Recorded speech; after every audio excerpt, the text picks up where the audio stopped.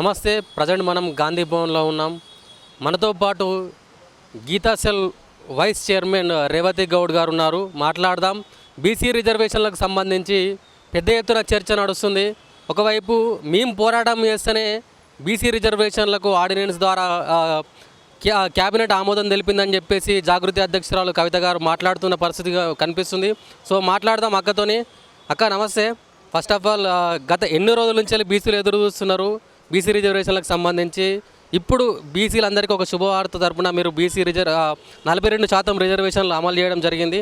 కానీ మీరు అమలు చేసిన రిజర్వేషన్లకు సంబంధించి వేరే వారి ఖాతాలోకి వెళ్ళే పరిస్థితి కనిపిస్తుంది. ఏమంటారు దీనికి సంబంధించి? నమస్కారం తమ్మి.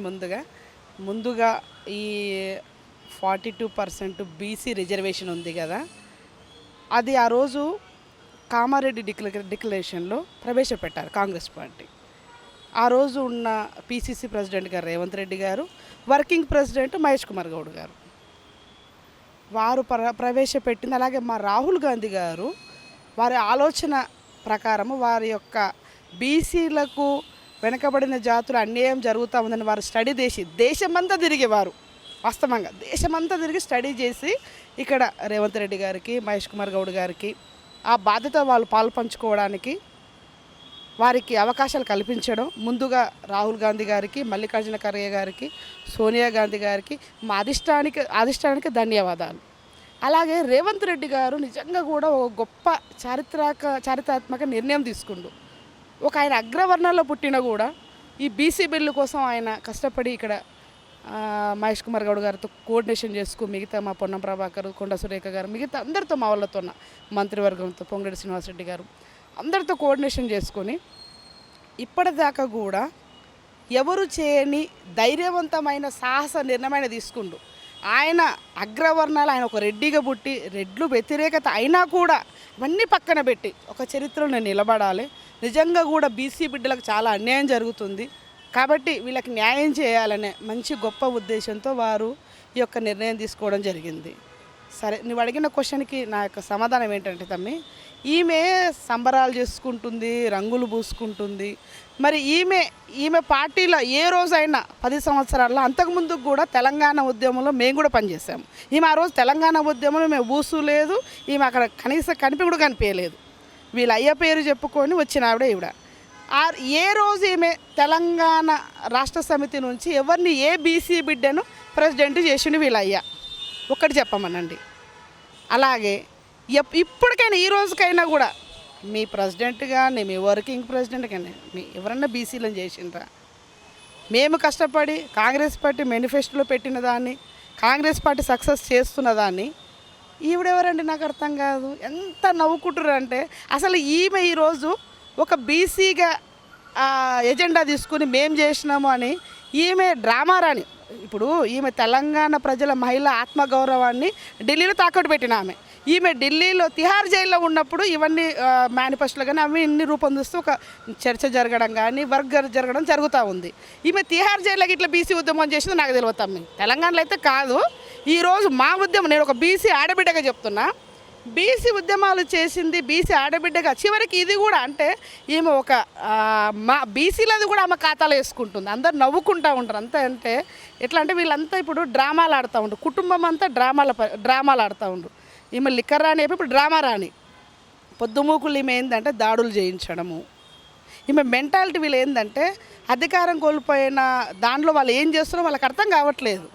ఇక్కడ మా పిసిసి ప్రెసిడెంట్ గారు చాలా చొరవ తీసుకున్నారు, ముఖ్యమంత్రి గారు తీసుకుంటారు, మా మంత్రి అందరూ తీసుకొని ఈ యొక్క మాకు బీసీ రిజర్వేషన్ రావాలి లోకల్ బాడీస్లోనే అందరు కష్టపడి చేస్తున్న దాన్ని కాంగ్రెస్ యొక్క ఘనతనిది వాళ్ళ అకౌంట్లో వేసుకోవడము. అసలు ఆమె ఏ పార్టీలో ఉందో ఆమెకు అర్థం కావట్లేదు. ఆమెకు అర్థమే కావట్లేదు ఆమె ఏ పార్టీలో పనిచేస్తుంది. కాంగ్రెస్లో ఉందా, లేకపోతే బీజేపీలో ఉందా, టీఆర్ఎస్లో ఉందా, అసలు ఆమె ఏ పార్టీలో ఉంది ఆమెకే సోగిలేదు. ఇదంతా ఏంటంటే డ్రామా ఆడుతూ ఉంది. అంటే ఇప్పుడు మీరు చెప్పిన విధానం ప్రకారమే ఒకవైపు జాగృతి తరపున వాళ్ళు సంబరాలు చేసుకుంటూ ఉంటే, ఇటు ఇంకొక వైపు బీఆర్ఎస్ నుంచి వెళ్ళి నిరసన సెగలు వ్యక్తం చేస్తున్న పరిస్థితి కనిపిస్తుంది. మరి దీనికి ఏం చెప్తారు సమాధానం? ఆమె మీరే అడిగారు, ఇక్కడ క్వశ్చన్ ఆన్సర్ మీరే చెప్పారు. బీఆర్ఎస్ పార్టీ వాళ్ళు పాపం ఆమెను లెక్కలో కూడా తీసుకోవట్లేదు. వాళ్ళు వాళ్ళ పార్టీ ఎజెండా ప్రకారం ఆమె లెక్కలు కూడా తీసుకుంటలేరు. ఆమెకి ఏం చేయాలో అర్థం కాక, ఆ మానసిక ఒత్తిడి తట్టుకోలేక నేను బీసీ ఉద్యమం చేసిన, ఈమె ఉద్యమం చేస్తే ఎక్కడదండి నాకు అర్థం కాదు. ఈమె ఎందుకు ఉద్యమం కదా రౌండ్ టేబుల్ సమావేశాలు ఏర్పాటు చేసింది కదా. అరే అప్పటికే మేము కామారెడ్డి డిక్లరేషన్ ప్రవేశపెట్టారు కదా. మా పీసీసీ ప్రెసిడెంట్, ఆ రోజున్న పీసీసీ ప్రెసిడెంట్ రేవంత్ రెడ్డి గారు, వర్కింగ్ ప్రెసిడెంట్ మహేష్ కుమార్ గౌడ్ గారు ఇద్దరు కలిసి కదా రాహుల్ గాంధీ కామారెడ్డి డిక్లరేషన్లు పెట్టారు కదా.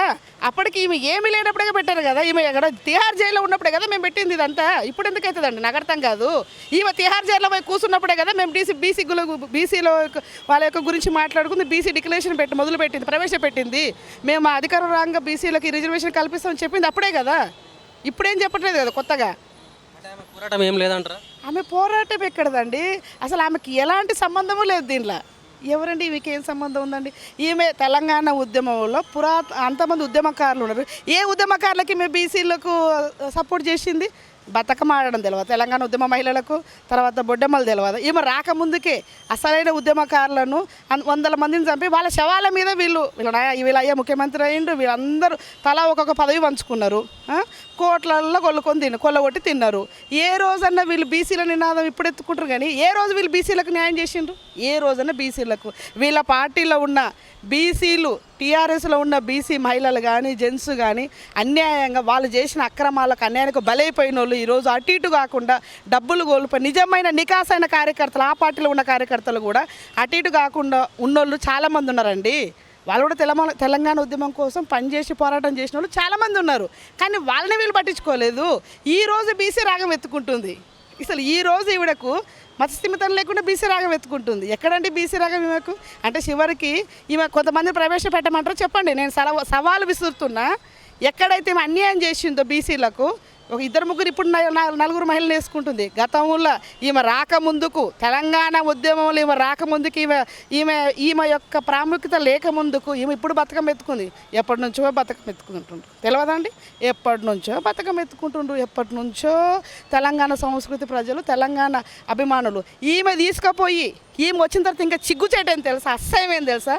తెలంగాణ మహిళలను, గౌరవమైన తెలంగాణ మహిళలను ఢిల్లీలో తీసుకెళ్ళి లిక్కర్ దందాల తాకట్టు పెట్టిన ఆవిడ, లిక్కర్ రాణిగా పేరు మంచి తెలంగాణ మహిళలకు ఇకారం చేసిన ఆవిడ, యావత్ తెలంగాణ మహిళలను సిగ్గుతో తల వంచుకున్నంత చేసిన పని కవిత చేసింది. స్కామ్లు ఇరుక్కొని జైల్లో ఉండేసి వచ్చింది. ఈ లిక్కర్ రాణి గురించి ఎక్కువసేపు అయిందండి మాట్లాడేది. టైం వేస్ట్ అమ్మతోన. వాళ్ళ ఏమైనా నమ్మట్లేదు. వాళ్ళ అయ్యే వాళ్ళన్నా వీళ్ళందరూ కలిసి డ్రామాలు ఆడుతున్నారు. ఇంట్లో పోయి చూసుకోవాలి. ఇదంతా డ్రామాల రాణే. లిక్కర్ రాణి ఇప్పుడు డ్రామాల రాణి అంతే.